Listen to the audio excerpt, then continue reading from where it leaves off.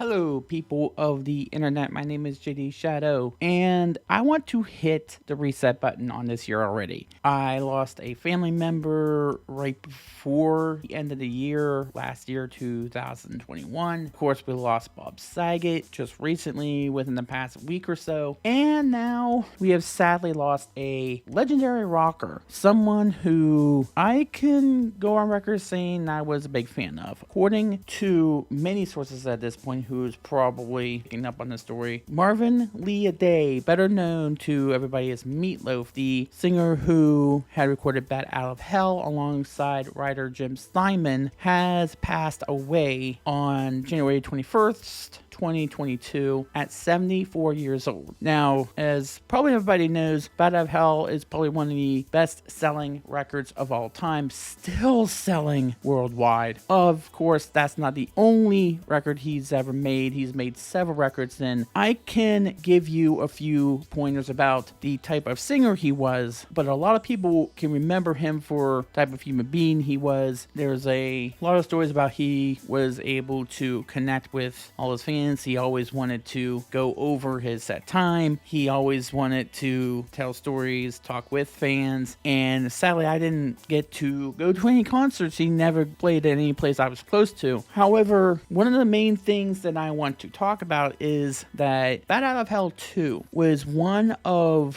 actually the first CD that I've ever bought. It was in 1995. I had just gotten this boombox with a CD player. It was the first CD player I ever bought. Well, I think I got it for Christmas actually. And I had a few single CDs to start out with, but I never really had an actual album. And I went into, it was Musicland at that point in time, and I had heard, I think it was Rock and Roll Dreams Come Through was playing on the radio, and I thought, oh, I like this song, I will buy it. I played this CD to death. I think I played it about like a million times within a year or so I had it. And then when Welcome to the Neighborhood came out, I got it right away. And that got played to death. All of a sudden, I'm buying his back catalog. Bat Out of Hell, obviously. Every Meatloaf fan would probably need that. And then when I saw that Dead Ringer and Midnight of the Lost and Found was available in a set, I got it off of Amazon and I started to fill out this catalog. However, there was a problem with me trying to find an original copy, and I'll tell you what that means in a second, of Bad Attitude. Now, that was his first comeback album back in 1985, I think it was. And for those people who are well versed in their Meatloaf history, that is the album that Modern Girl came off of. Now, it was supposed to be, I bought another like 2 CDs that like Amazon would have this thing where if you can buy both albums together, you get like a discounted price. So the 2 I didn't have at that point in time was Bad Attitude and Blind Before I Stop. Now, a little bit of history about Blind Before I Stop. The producer of that was also the guy who was the manager, I think, for Milli Vanilli. So, really interesting side note of that. But I didn't receive Bad Attitude. I only received Blind Before I Stop, which is great. I liked the album, but I paid for both of them. So, I tried to find Bad Attitude, and I couldn't find it anywhere. But I did find it. Only what happened was there's these copies where there's a few songs that are originally on Bad Attitude that were replaced by songs from Blind Before I Stop. Like, why would you do that? What is the point of all of that? And I'm trying to find a copy of the CD that has all the original songs that were originally on the original release. I eventually found one. I got it. It cost me $5 to get. And you know what? It is worth every penny because the songs that are on that CD are absolutely amazing. And that was the one thing that sadly frustrated me about people who talk about Meatloaf, because they always cite Bat Out of Hell, Bat Out of Hell 2, which are incredible CDs, don't get me wrong. But what about the stuff in between those things? Like Dead Ringer has I'm Gonna Love Her for Both of Us, Read 'Em and Weep, which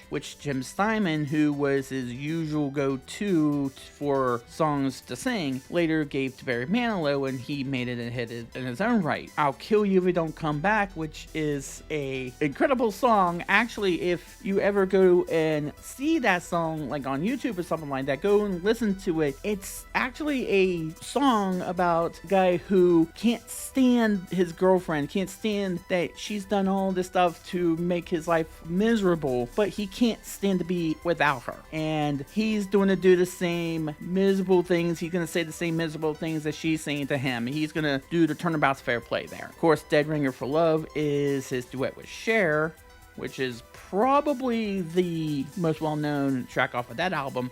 More Than You Deserve is, actually he said, the first song he ever sang of Jim Steinman's, which he said on the VH1 Storyteller CD, which I also have. And I'll go through all the different songs you can actually listen to off of these CDs, which Midnight and the Lost and Found, obviously the title track of that. Razor's Edge is a very dark song. The Promised Land is a cover of an Elvis Presley track, which they do a really good job of it. The only thing is that you can't really hear Meat's voice because it's more of like a choir type singing or something like that. If you really want to, I was trying to think of the track name.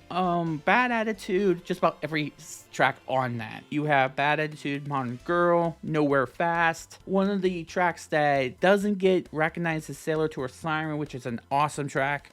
Blind Before I Stop, Getting Away with Murder, Standing on the Outside, this title track. Execution Day is an incredible song. That's probably one of the best songs on that album is Execution Day. Rock and Roll Hero is a good track as well. Bat Out of Hell 2, just the entire track, the entire CD. Don't even try to pick a best song out of that. You can go on to I'll Do Anything for Love, Rock and Roll James Link Through. Objects in the Rearview Mirror is the very first song I ever heard of his, actually. I said Rock and Roll James Link Through was playing on the radio. That was when I was getting used to him, but Objects in the Rearview Mirror was the very first song. Life is Lemon and I Want My Money Back. It just goes on and on with that particular track. Welcome to the Neighborhood is a album which he had more of a concept to it, which two people meet and go through the relationship, would go through a rocky road, and then they meet, we have to separate, then they come back together for a reunion, and then from life to death basically. And Original Sin, Where the Rubber Meets the Road, I'm trying to go outside of the hits, the usual hits that he had off of these CDs, because I Lie For You and Not a Dry Eye in the House was his big hits there. But Martha was an incredible cover of Tom Waits' version. Amnesty Is Granted is a track which guest stars Sammy Hagar doing the guitars for it. That was a track that he wrote. Left in the Dark is one of the Jim Steinman songs. And then you start to get into some of his later stuff. He did the Best Of, which just go listen to the entire thing. The only thing that didn't list was Blind Before I Stop CD, which he ignored, which he shouldn't have, because Getting Away with Murder would have been an incredible track to add to it. Couldn't Have Said It Better was one of his lesser known albums. The title track, Did I Say That, Man of Steel, Bat 3, just listen to the entire CD.